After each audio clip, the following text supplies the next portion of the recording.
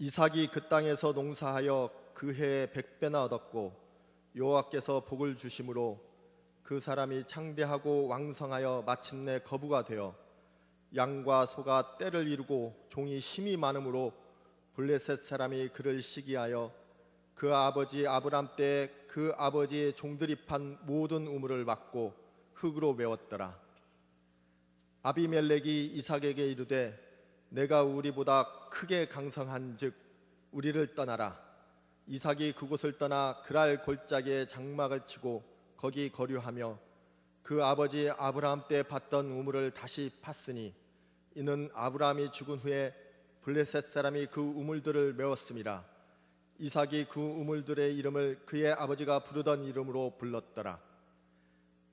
이삭의 종들이 골짜기를 파서 샘 근원을 얻었더니 그랄 목자들이 이삭의 목자와 다투어 이르되 이 물은 우리의 것이라 하매 이삭이 그 다툼으로 말미암아 그 우물 이름을 에색이라 하였으며 또 다른 우물을 팠더니 그들이 또 다툼으로 그 이름을 신나라 하였으며 이삭이 거기서 옮겨 다른 우물을 팠더니 그들이 다투지 아니하였으므로 그 이름을 르호봇이라 하여 이르되 이제는 여호와께서 우리를 위하여 넓게 하셨으니 이 땅에서 우리가 번성하리로다 한 주간도 하였더라. 평안하셨습니까? 우리 옆에 분들과 참 잘 오셨습니다. 인사하며 교제하시기 바랍니다.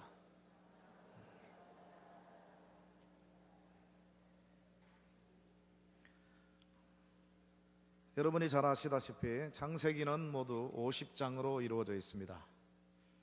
창세기를 둘로 나누면 1장에서 11장 그리고 12장에서 50장 이렇게 구분할 수 있습니다. 1장에서 11장까지는 천지 창조와 사람에 대한 창조의 내용으로 되어 있습니다. 12장부터 50장까지는 네 족장, 아브라함과 이삭과 야곱, 요셉 이 네 족장을 중심으로 기록이 되어 있습니다. 여러분, 이 네 사람 가운데서 누가 가장 오래 산 사람인지 아십니까? 그는 오늘 설교의 주인공인 이삭입니다. 아브라함은 175세를 살다 갔고 야곱과 요셉은 147세, 110세를 향수하다 하나님의 부름을 받았습니다. 그런가 하면 이삭은 180세를 살다가 하나님의 부름을 받았습니다. 그런데 이상한 것은 가장 오래 살았음에도 불구하고 그에 대한 기록이 가장 짧은 사람이 누구냐? 바로 이삭입니다. 성경은 믿음의 조상 아브라함에 대해서는 16장씩 할애했고 야곱과 요셉에 대해서는 12장씩 기록했습니다. 그런데 그 중에서 가장 오래 살았던 이 이삭에 대해서만큼은 딱 한 장만 기록하고 있습니다. 한두 구절씩 몇 장에 걸쳐서 좀 소개되고 있지만 집중적으로 기록된 것은 우리가 함께 읽었던 창세기 26장 한 장밖에 없습니다. 가장 오래 살았음에도 불구하고 그에 대한 기록이 가장 짧다는 이유 때문에 이삭은 항상 나머지 세 족장에 비해서 떨어지는 평가를 받아왔습니다. 우리 사람들은 많으면 좋고 또 크면 위대하다라고 생각하기 때문이죠. 아브라함에 대한 기록 16장입니다. 그런데 여러분이 성경을 읽어보세요. 그의 위대한 점보다는 허물과 실수와 죄에 관한 내용들이 훨씬 더 많습니다. 기록이 많다고 좋은 것은 아니란 거죠. 이삭은 비록 한 장밖에 기록이 되지 않았지만 그러나 우리가 성경을 영적인 해안을 뜨고 자세히 관찰해 보면 나머지 세 족장에 비해서 결코 떨어지지 않는 위대한 신앙의 인물임을 알 수가 있습니다. 저는 오늘 아침 이삭의 삶을 편의상 그의 소년기와 장년기 그리고 노년기 이 세 시기로 나누어서 그의 헌신이 얼마나 위대했는가 하는 것을 함께 살피면서 하나님 앞에 이 예배 헌신을 다짐하는 그런 복된 시간이 되었으면 좋겠습니다. 먼저 그의 소년기를 살펴보겠습니다. 창세기 22장 여러분이 잘 아시는 본문이죠. 거기는 아브라함이 100세에 자기 아들을 바친 너무나도 위대한 신앙의 모습, 헌신의 모습이 기록되어 있습니다. 그런데 이 아브라함 못지않게 위대한 사람이 누구냐? 바로 그의 아들 이삭입니다. 아브라함은 하나님의 명령을 받았습니다. 그 명령을 시행을 하려고 했어요. 그런데 이삭은 그 하나님의 명령을 받지를 못했습니다. 그리고 모리아 산에 올라가면서 아버지가 바칠 제물이 어디 있나이까? 그렇게 묻지 않습니까? 그런데 막상 모리아 산에 올라가서 아들을 결박할 때 비로소 그는 내가 바로 오늘 드려질 제물이구나. 여러분이 당시에 이삭이었다면 어떻게 행동했을 것 같습니까? 만일 제가 당시에 이삭이었다면 이 아버지가 노만 걸렸나? 이상하네. 왜 나를 이렇게 미워하는가? 그래서 떨치면서 도망을 가서, 아니면 경찰에, 요즘 아이들 같으면 신고까지 했을 거예요. 그런데 그렇게 하지 않았습니다. 본문의 저자는 이 이삭에 대해서 침묵으로 일관하고 있습니다만, 그러나 그의 침묵 속에서 우리는 그의 헌신과 순종과 믿음을 들을 수 있어야 할 것입니다. 이것이 아버지의 뜻이 아니라 하나님의 뜻이다. 나는 내 아버지를 지금까지 지켜보아서 절대로 허튼 일을 할 뿐이 아니야. 백세의 약속으로 주신 사랑하는 아들을 아버지가 이유 없이 죽이려고 하지는 않을 거야.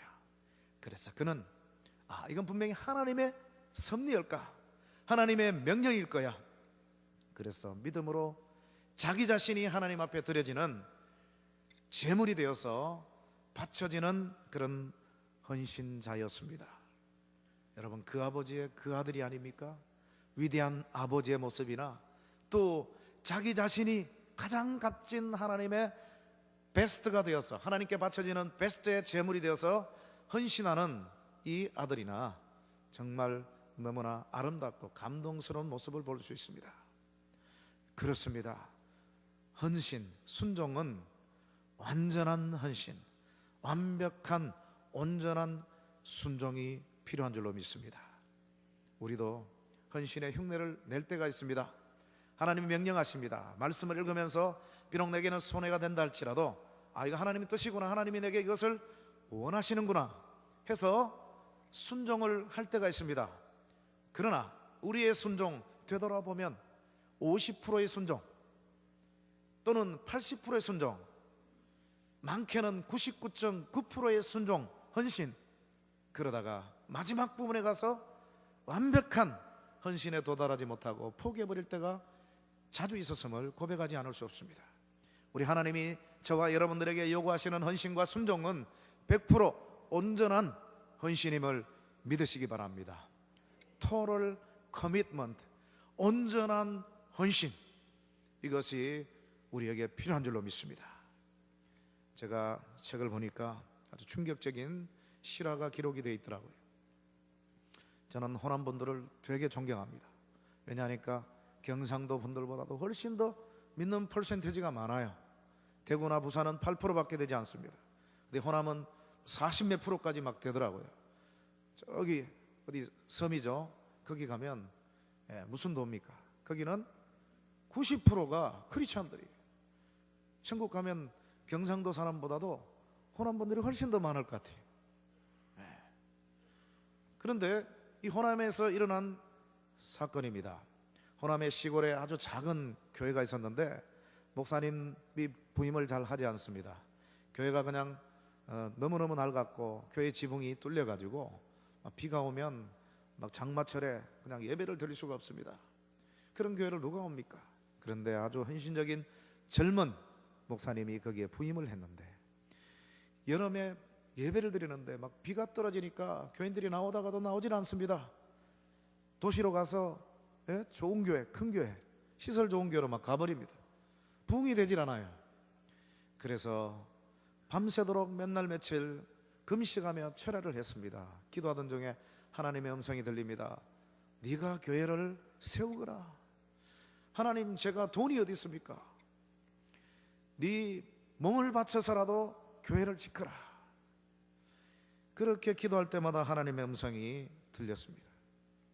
그러던 어느 날 낮에 신문을 보는데 신문 하단 부분에 기독교 병원에서 이런 광고가 실렸습니다. 한쪽 눈을 삽니다.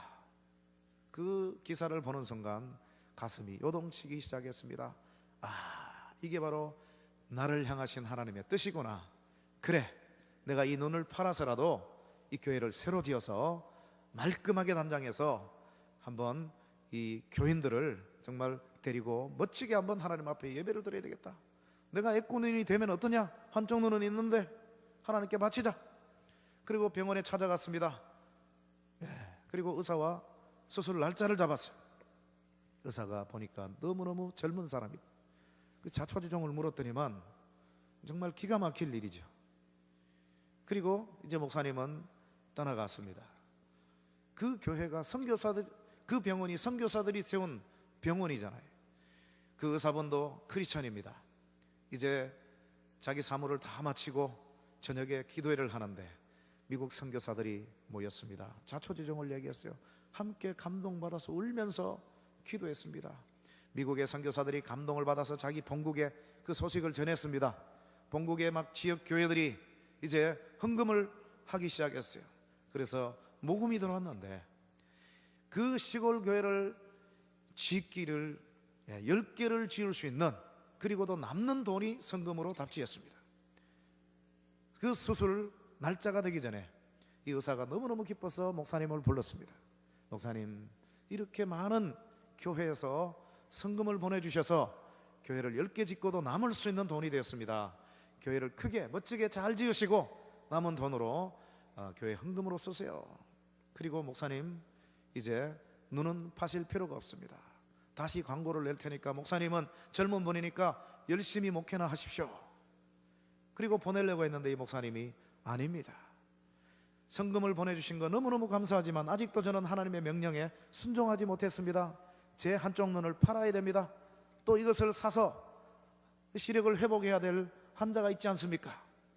그리고 그 사람을 수술날 다시 만나서 그 사람과 수술을 하도록 해주십시오. 그리고는 떠나버렸어요.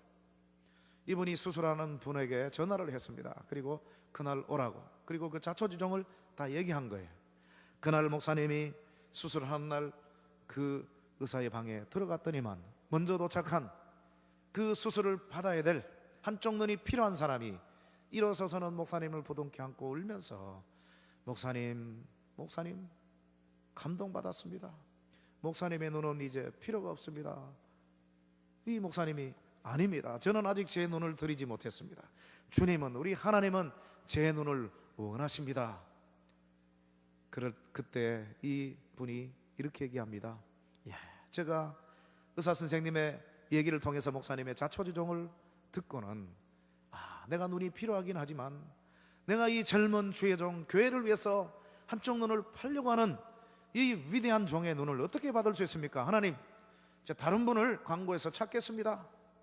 그렇게 하고 있는데 갑자기 어젯밤에 기도하던 중에 주님이 나타나셔서 제 문제 있는 눈에 손을 쑥 넣어주셔서 제 눈을 고쳐주셨습니다. 그리고는 이렇게 말씀하셨어요. 나는 내 사랑하는 종의 눈을 이미 받았다. 그 눈으로 너에게 심어줄 테니 너는 이 눈을 뜨고 너도 이 내 종처럼 멋지게 헌신하고 잘 살거라. 그리고는 오히려 수술비를 더 많이 가져와서 이 목사님에게 헌금으로 바쳤다는 실화입니다. 여러분, 얼마나 감동적입니까? 우리 같았으면, 아니 저 같았으면 눈을 팔지 않고 이미 교회를 10개나 짓고 남을 수 있는 돈이 답지됐잖아요. 기뻐서 그냥 예배당으로 뛰어가서 빨리 건축자들에서 교회를 지을 준비를 할 겁니다. 그런데 이 목사님 보세요. 그게 문제가 아니잖아요. 그건 해결되어도 하나님과의 약속, 하나님의 명령, 눈은 아직 바치지 않았습니다 하고 눈을 바치고자 했을 때 하나님은 그 환자의 눈까지도 치료해 주셔서 이런 위대한 기적을 경험하도록 하시지 않았습니까? 만일 목사님이 돈만 받고 그냥 눈을 팔려는 마음 없이 가버렸으면 그런 역사는 일어나지 않았을 겁니다. 저는 그때 깨달았습니다. 우리 하나님은 온전한 헌신, 완벽한 순종을 원하시는구나. 비록 내가 손해본다 할지라도 완벽한 순종과 헌신이 있을 때 하나님은 내가 예상치도 못하는, 우리가 전혀 기대하지 않았던 엄청난 기적을 베풀어 주시는 분이시구나. 여러분, 완벽한 순종, 온전한 헌신이 여러분에게 있으시기를 축원합니다. 그런 이삭과 같은 헌신, 온전한 헌신으로 말미암아 위대한 기적을 체험하시는 여러분 되시기를 축원합니다. 둘째로 이삭의 장년기를 살펴보겠습니다. 창세기 24장 63절을 보시면 이런 말씀이 기록되어 있습니다. 이삭이 저물 때에 들에 나가 묵상하다가 눈을 들어보매 낙타들이 오는지라. 이삭이 이제 나이가 40이 되었습니다. 장가를 가지 못했어요. 저 같았으면 30이 지나지 않아서 아빠 장가 보내줘 했을 텐데, 이 이삭은 하나님보다 앞서가질 않았습니다. 하나님의 뜻을 기다리는 사람이었어요. 그런데 아비가 때가 되어서 노종을 고향 땅에 보내서 믿음 좋은 하나님을 아는 신부감을 구해오거라 하고 보냈습니다. 이삭은 하나님보다 앞서가지 않았어요. 그렇다고 해서 이삭은 가만히 앉아서 하나님의 뜻을 기다리는 그런 사람은 아니었습니다. 63절을 보시면 그가 평소에도 그랬겠지만 들에 나가서 기도하고 묵상하고 있습니다. 이삭은 기도로 헌신한 사람이었습니다. 하나님의 마음에 합한 사람, 내 종이 순적히 만나게 주옵소서. 기도하다가 그 노종이 데리고 오는 자기의 신부감을 멀리서 바라보고 처음으로 만나는 바로 그 기막힌 장면입니다. 여러분, 이렇게 해서 가정을 이루고 결혼을 합니다. 그런데 10년이 가고 20년이 갔어요. 자식이 없습니다. 그의 이복형이었던 이스마엘은 벌써 이방 여인을 취해서 아들만 12명을 낳았습니다. 그의 아비 믿음의 조상 아브라함도 10년이 지나지 못해서 자식이 없으니까 첩을 들여서 아들을 낳지 않았습니까? 그게 바로 이스마엘이죠. 이스마엘의 후손들, 중동의 그 불의의 씨앗의 그 갈등들을 우리는 TV를 통해서 적나라하게 보고 있지 않습니까? 믿음의 조상 자기의 아버지도 인간적인 방법과 수단으로 자식을 낳고 말았습니다. 그러나 이삭은 20년이 지나감에도 하나님의 뜻을 거부하지 않고 인간적으로 앞서가지 않았습니다. 그러면서 가만히 있었던 사람이 아니에요. 25장 21절을 보시면 이런 말씀이 기록되어 있습니다. 이삭이 그의 아내가 임신하지 못함으로 그녀를 위하여 여호와께 간구하며 여호와께서 그녀의 간구를 들으셔서 리브가가 드디어 임신하였더라. 여러분, 이삭은 가정적인 사람이고 기도하는 사람입니다. 여러분, 결혼해서 10년, 20년, 30년, 심지어 40년, 50년을 살아오면서도 사랑 아내 손잡고 가정예배 한번 드려보지 못한 분들이 꽤 있으실 줄로 압니다. 주일날 새벽기도, 수요예배, 금요일 나와서 주의 종들의 말씀을 듣고 예배드리는 것도 필요합니다. 그러나 일주일 내내 살아가면서 여러분들이 가정에서 부부간에, 그리고 자녀들을 모아놓고 손주들을 모아놓고 함께 예배드리고 축복기도하며 안수기도 하는 거, 이건 너무나 소중한 이야기입니다. 저는, 저와 제 형제들은 우리 부모님의 가정예배의 결실들입니다. 가정예배를 통해서 우리 부모님이 야, 가정예배 드리자 그러면 마진 저는 싫어했습니다. 왜냐하면 저보고 대표기도를 막 시켰으니까 얼마나 부끄럽습니까? 그런데 좀 화가 나고 가정예배를 드릴 때마다 제가 화가 나고 좀 그랬지만 찬송가를 부르다가 보면 그 어색한 마음은 눈 녹듯이 녹아지고 온데간데 없이 사라지고 은혜가 넘칩니다. 말씀을 한 절씩 읽고 찬양을 하고, 그리고 우리 아버님이 기도하시고 나서는 이제 자식들의 머리에 손을 얹어서 부모님이 눈물을 뚝뚝 머리 위에 흘리면서 기도를 하십니다.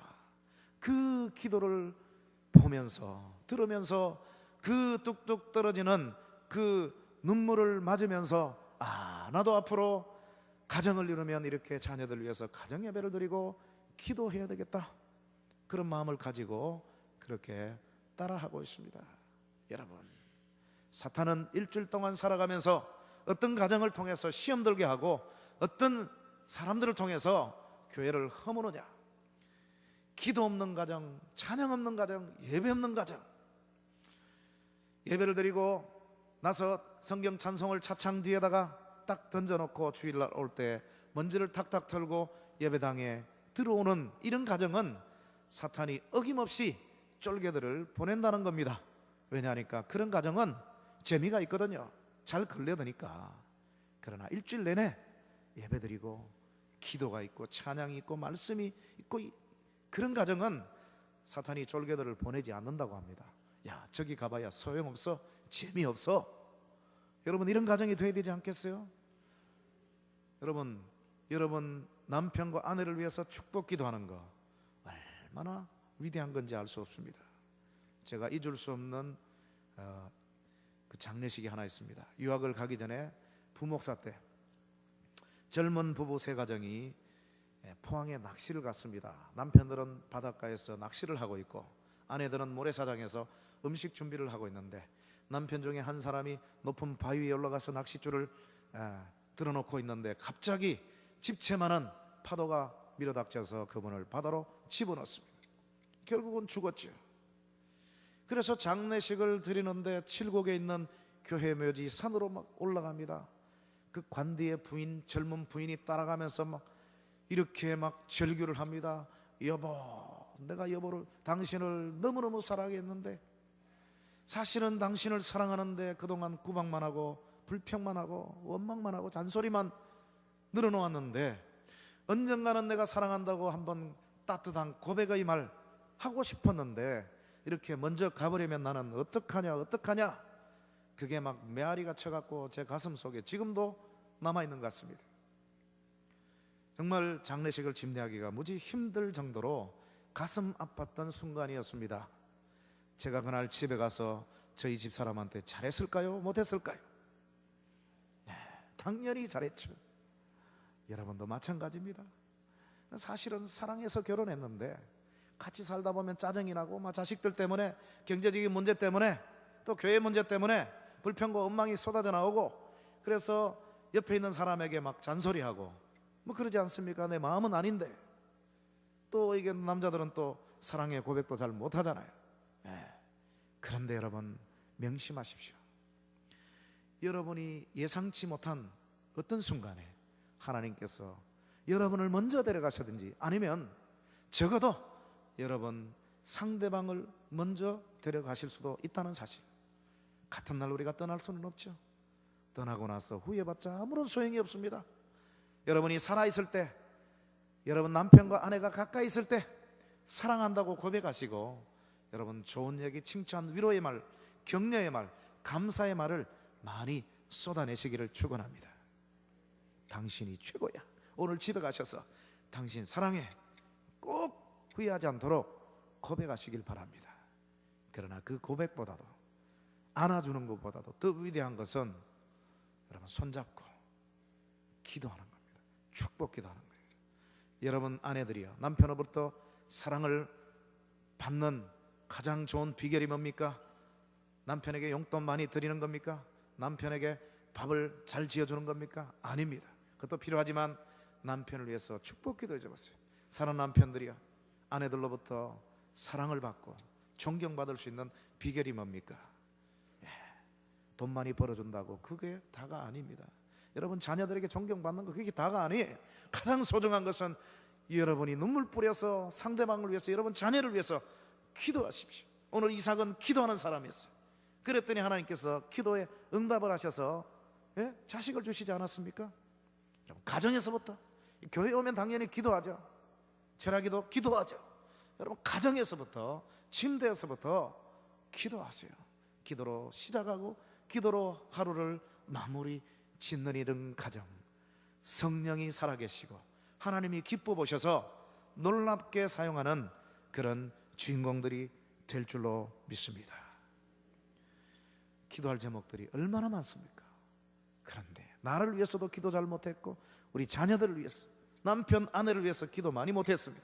앞으로 기도 많이 하시고, 여러분 교회를 위해서 앞으로 이 강단에 오셔서 생명의 말씀으로 여러분들에게 선포하시고, 여러분 양떼들을 정말 인격적으로 주님의 사랑으로 잘 이끌어 가실 수 있는 그 후임 목사님을 위해서도 기도하시기 바랍니다. 그리고 대신 수고하고 계시는 우리 목사님들과 전도사님, 교역자들을 위해서 기도하시고, 교회 앞장 세워주신 장로님들, 또 권사님들, 안수집사님들을 위해서도 열심히 기도하시기 바랍니다. 그러나 그 기도는 여러분 교회만의 기도가 아니라 우리 한국교회 정말 너무너무 위기 상황입니다. 정치가들 여당 야당 TV를 보면 짜증이 나지 않습니까? 그러나 우리 교회가 더 문제입니다. 영적인 지도자들이 더 문제예요. 제가 먼저 회개합니다.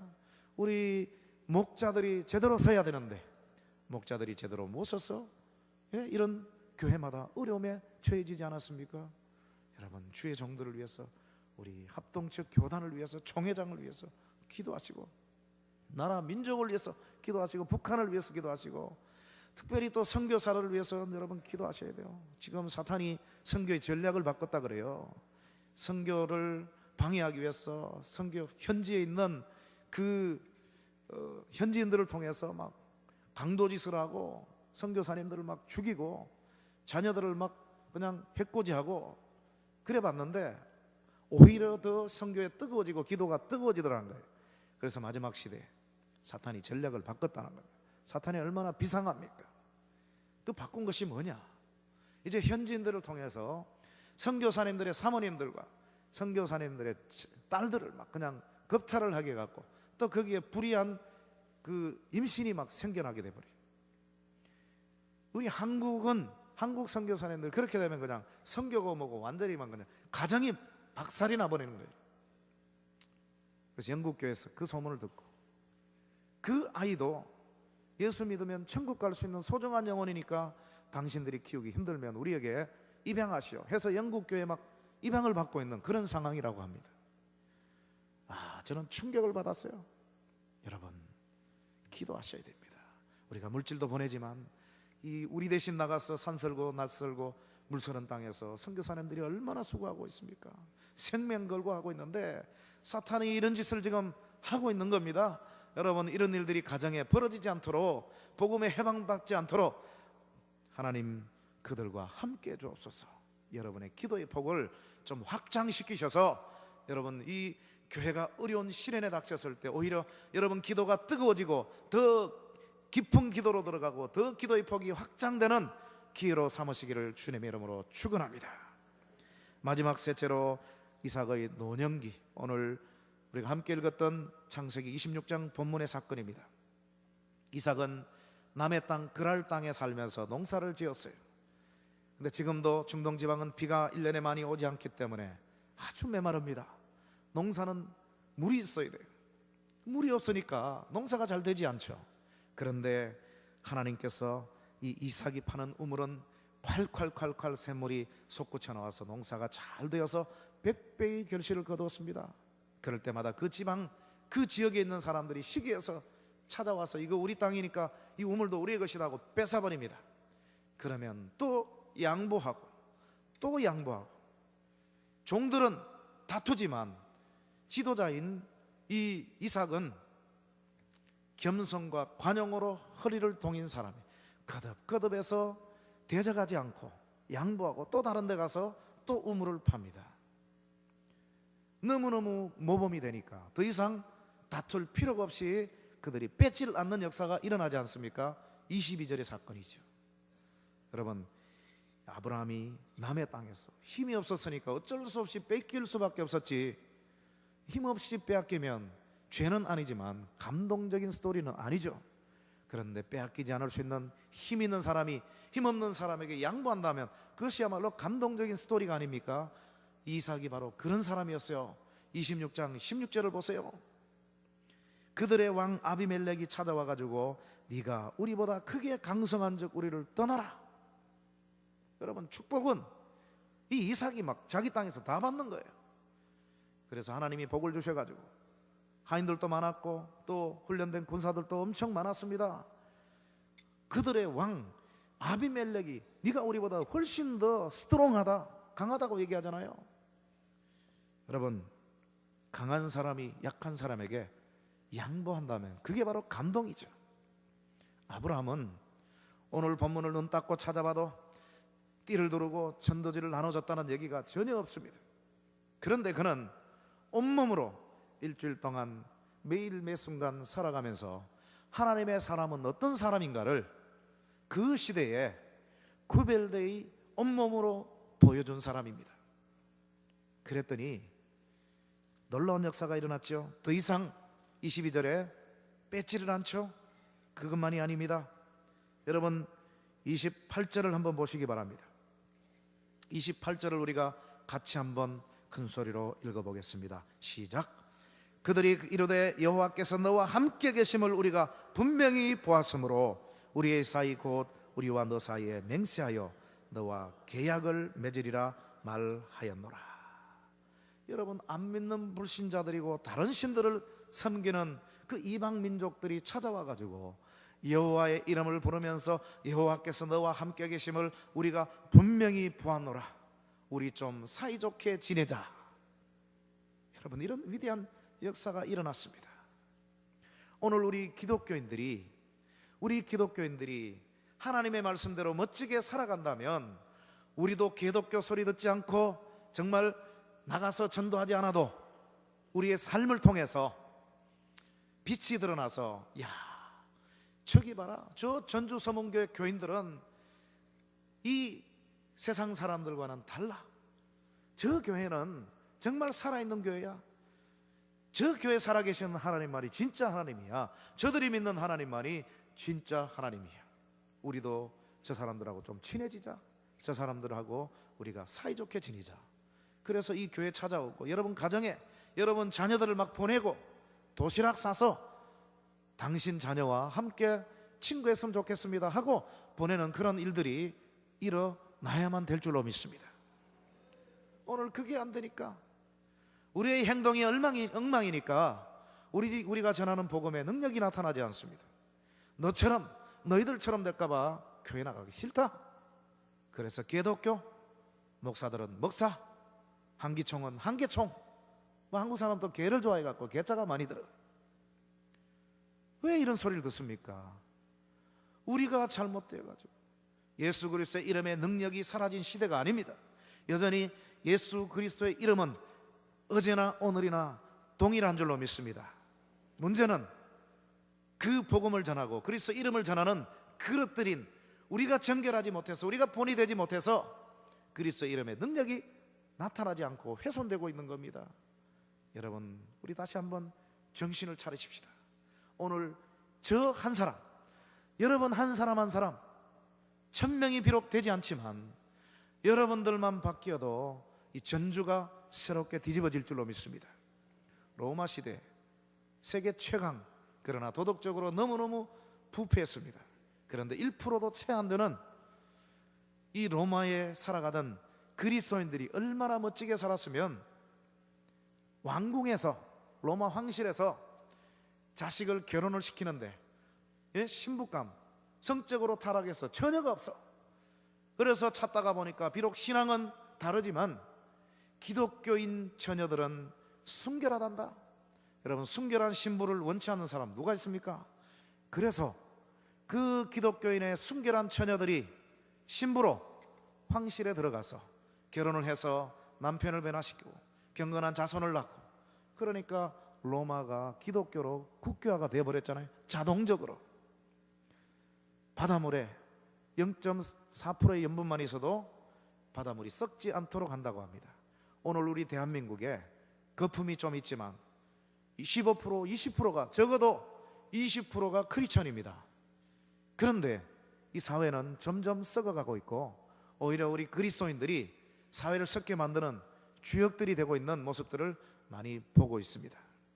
여러분, 우리 다른 사람 핑계하거나 원망하지 말고 오늘 저부터가, 오늘 이 말씀을 듣고 있는 전주 서문교회 여러분부터가 변화를 받으십시다. 우리 삶의 변화, 정말 내 모습을 통해서, 내 삶을 통해서, 내 입에서 나오는 이 은행을 통해서 믿지 않는 사람들이 바라보면서, 야, 예수를 믿으려면 저런 사람이 돼야 돼. 그래서 죄를 짓다가도 여러분이 가면, 야, 저기 하나님의 사람이 와 하고 담배를 끄고 도박을 하던 사람들이 그냥 도박판을 엎어버리고, 이런 역사들 저와 여러분들을 통해서 일어나야 되지 않겠습니까? 제가 미국에서 한국을 방문할 때마다 선거철이었어요. 어느 때 대권 때였는데 제가 서울에서 동대구역을 갔습니다. 동대구역에 도착해서 저희 부모님 댁까지 뭐 기본 요금밖에 안 나와요. 이 택시를 타고 택시기사에게 대선의 향방을 물었더니만 역시 택시기사들이 참 정보를 많이 알고 똑똑하시더라고요. 그래서 택시기사분들이 제일 똑똑하다고 들었는데 역시 그러시네요. 그랬더니만 이분이 하시는 얘기가 어디가 뭐 어디가 아니란 거죠. 우리보다 더 똑똑한 인간들 하나 있어야. 누굽니까? 속으로는 다 알고 있는데 애수쟁이입니다. 애수쟁이. 경상도잖아요. 애수쟁이. 그러면서 애수쟁이는요 얼마나 아는 거 많은지 몰라요. 차 타고 들어보면 우리보다 말 더 많이 해요. 더 많이 알고 있어요. 그런데 내릴 때 동전 하나까지 다 받아갑니다. 야, 얼마나 화끈거리는지. 제가 원수를 갚아야 되지 않겠어요? 내리면서 10,000원짜리를 탁 드리면서 Keep the change, 잔돈은 가지십시오 했더니만 아이고 고맙습니다. 횡재죠, 횡재. 뭐 2,000 몇백 원밖에 안 되는데 7,000 몇백 원 거슬러 줘야 되는데, 그리고 끝나버리면 안 돼요. 반드시 예수의 이름으로 선을 행해야 됩니다. 저 애수쟁이거든요. 그랬더니만 이분이 막 얼굴이 벌개지면서 아이고 죄송합니다 그러시더라고요. 그래서 저 같은 애수쟁이 많이 있거든요. 아저씨도 예수 믿고 천국 가세요. 우리 애수쟁이들 문제 있는 사람도 있지만 문제 없고 정말 괜찮은 분들 되게 많아요. 예수 믿으세요. 예, 알겠습니다. 감사합니다. 그리고 제가 차에서 내린 적이 있습니다. 제가 마지막 예화를 하나 소개하고 말씀 마치겠습니다. 여러분 교회도 간증하러 오셨다는 얘기를 장로님으로부터 들었습니다. 김기동 집사, 전도왕. 제가 미국에서 그 비디오를 봤는데 다 잊어버렸어요. 근데 하나는 제가 평생 잊혀지지 않는 그 사건, 그 스토리 제가 기억하고 있습니다. 전도왕 김기동 집사가 부산 사람이잖아요. 어느 날 차를 타고 가는데 뒤에서 누가 박아버렸어요. 내려서 봤더니만 범버가 쑥 들어가 버렸습니다. 보통 길가에서 일어나는 현상들, 서로 삿대질하고 목소리 크면 이긴다 해서 박은 사람도 목소리를 막 무조건 크게 내야 됩니다. 일단은. 근데 또 안 믿는 사람들은 그럴 때에 만약에 차 뒤에 교회 표시나 물고기 표시 있으면 빨리 사와라. 애수쟁이들 겁난다. 지독하다. 뭐 이런 얘기가 일반 불신자 세계에 그렇게 퍼져 있습니다. 근데 이 박은 사람이 막 사색이 다 돼갖고 아이고 죄송합니다, 물어드리겠습니다, 죄송합니다 그랬더니만 이 김기동 집사가 괜찮습니다, 가보 있어. 아니요, 제가 물어드리겠습니다. 그럴 때 이 김 집사님이 지금은 목사님이 되었는데 아주 정말 대단한 얘기를 했습니다. 반반은 박으라고 있는 거 아닙니까? 가보 있어. 저는 그 순간에 반반은 박으라고 있는 건 줄 처음 알았어요. 반반은 박으라고 있는 거 아닙니까? 가보 있어. 이 한마디를 들은 상대방이 야, 요즘 이런 사람이 다 있나? 분명히 저 몇십만 원짜리인데 물어달라고 삿대질하고 막 해야 되는데, 그래갖고 길거리에서 얘기를 하다 보니까 이렇게 말한 사람이 누구냐? 애수쟁이거든. 감동을 받은 거예요. 그래서 김기동 집사는 그 사람을 통해서 사업에 도움받아서 거부가 되었고 지금 목사가 되었지. 또 이 가정은 집에 돌아가서 자기 자녀들하고 다 불러놓고 내가 이런 사람을 만났다, 야 이런 사람이 믿는 하나님 우리 믿어야 되지 않느냐. 그 다음 주부터 교회 나가서 전부 애수쟁이가 돼버린 거예요. 그거 물어달라고 막 서로 신경질을 내고 삿대질하고 그러봐야 30만 원, 40만 원 받았다 칩시다. 몇 주 동안 점심값 하면 끝이 나는 겁니다. 그런데 그거 작은 거 양보했더니만 그 한 가정이 몽땅 예수 믿고 천국 가는 역사가 일어났고, 벌써 수십 년이 지났는데 그 가정을 통해서 그 일가 친지들, 또 이 간증을 듣는 수많은 사람들, 얼마나 많은 사람들이 예수 믿고 천국 가고 감동을 받았는지 알 수가 없습니다. 사랑하는 성도 여러분, 오늘 이 이삭 겸손과 간용으로 허리를 동였을 때 주변의 많은 사람들, 불신자까지도 하나님을 발견하게 되고 그 하나님의 이름을 부르면서 자기 발로 찾아와서 좀 친하게 지내자, 그런 역사가 일어나지 않았습니까? 그것뿐이 아니죠. 30절 31절을 보면 그동안 핍박을 받고 손해봤던 이 당사자인 이삭이 오히려 그들에게 잔치까지 베풀어 줘 버립니다. 악을 악으로 갚지 않고 선으로 갚는 그런 최선의 모습, 그리고 전쟁을 하지 않고 원수 갚지 않고 이 31절 마지막 절에 그들을 보내매 그들이 평안히 갔더라. 평안히가 히브리어 원어로 샬롬입니다. 샬롬, 다 아시잖아요. 이 샬롬은 세상이 말하는 평화가 아닙니다. 세상이 말하는 평화는 전쟁이 없고 기도할 때마다 다 응답받고 만사 형통이 되어야 그게 바로 평안이죠, 평화죠. 그러나 성경이 말하고 있는 샬롬은 그것과는 구분해서 평강이라고 쓰고 있습니다. 뭡니까? Peace with God, 하나님과 함께하기 때문에 평화가 이루어지는 것. 여러분, 비록 내가 지옥에 떨어져 있다 할지라도 하나님이 나와 함께 하시면 그 자체가 평강인 줄로 믿습니다. 여러분의 가정이 힘들고 경제적으로 어렵고 자식들이 말을 듣지 않고 여러분 교회가 지금 어려운 상황에 놓여졌다 할지라도 하나님이 함께 하신다면 이 자체가 평강인 줄로 믿습니다. 여러분 교회가 잘 나가고 여러분 가정이 잘 나가더라도 하나님이 놓쳐진다면 그것은 평강이 아닌 줄로 믿습니다. 여러분 교회도 이런 평강의 역사, 샬롬의 역사가 넘쳐나시길 축복합니다. 여러분을 해코지 하는 사람들이 있다면 샬롬으로 악을 선으로 갚는 그런 놀라운 믿음의 헌신의 주인공들이 될 수 있기를 축원합니다. 오늘 하나님은 우리에게 이삭의 세 가지 헌신을 보여주시고, 사랑하는 전주서문의 성도들아, 내가 너희를 너무너무 사랑한다. 지금은 힘들고 고통스럽지만 더욱더 나만을 신뢰하고 의지하거라. 그리고 내가 너희와 함께하는데 너희와 함께하는 나를 위하여 이 이삭처럼 헌신자들이 되거라. 99.9%를 원치 않는다. 100% 나만 의지하고 나를 위해서 멋진 삶을 살거라.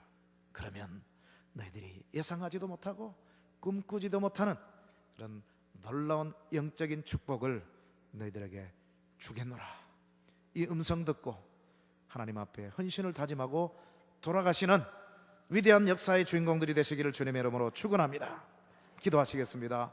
좋으신 아버지 감사합니다. 이삭의 세 가지 헌신을 통해서 오늘 도전을 주시고, 하나님 우리도 이삭처럼 헌신을 다짐합니다 고백하게 하심을 감사합니다.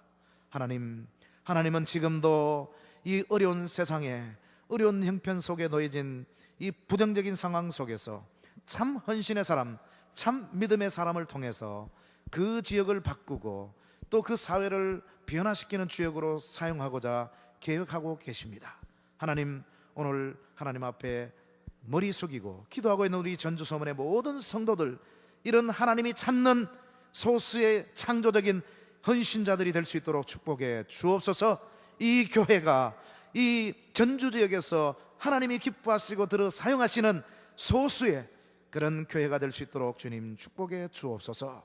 이 어려운 연단과 시험을 통하여 정금같이 나오게 하시고 이전보다도 더 놀라운 영적인 축복과 이 땅에 약속하신 모든 축복을 아낌없이 받아 누리는 귀한 교회 될 수 있도록 주님 우리를 축복하여 주옵소서.